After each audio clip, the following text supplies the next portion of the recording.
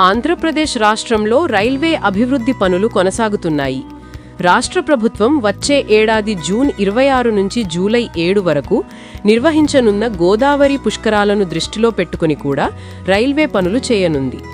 గోదావరి పుష్కరాలను అత్యంత ప్రతిష్టాత్మకంగా నిర్వహించేందుకు విస్తృత ఏర్పాట్లు చేస్తోంది ప్రభుత్వం. ఇదే సమయంలో రైల్వే కూడా రంగంలోకి దిగింది. ఈ పుష్కరాలను కుంభమేళా తరహాలో నిర్వహించాలని భావిస్తున్న క్రమంలో లక్షలాది మంది భక్తులు హాజరయ్యే అవకాశమున్న నేపథ్యంలో రవాణా, మౌలిక సదుపాయాల పరంగా ఎలాంటి ఇబ్బంది లేకుండా ముందస్తు చర్యలు తీసుకోవాలని అధికారులు నిర్ణయించారు. భక్తులకు ఎలాంటి అసౌకర్యం కలగకుండా ఉండేందుకు దక్షిణ మధ్య రైల్వే 28.87 కోట్ల రూపాయలు అంచనా వ్యయంతో పలు అభివృద్ధి పనులు చేపట్టాలని ఆదేశాలు జారీ చేసింది.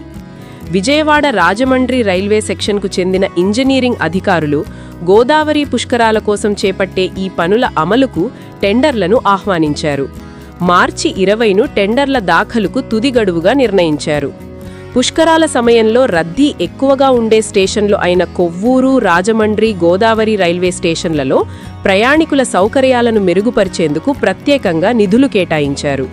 ముఖ్యంగా పుష్కరాల సమయంలో అవసరమయ్యేలా ప్లాట్ఫారాల విస్తరణ, తాత్కాలిక షెడ్లు, క్యూలైన్ ఏర్పాట్లు వంటి చర్యలు చేపట్టనున్నారు.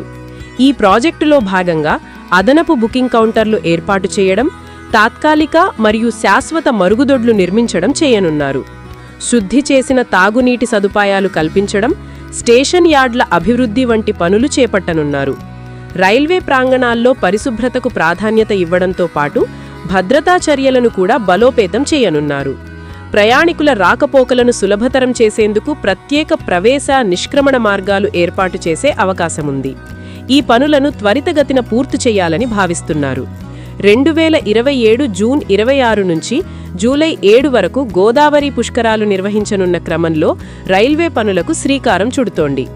శాశ్వత, తాత్కాలిక ప్రాతిపదికన చేపట్టే ఈ మౌలిక వసతుల అభివృద్ధి పనులను 2027 ఏప్రిల్ నాటికి పూర్తి చేయాలని రైల్వే శాఖ లక్ష్యంగా పెట్టుకుంది.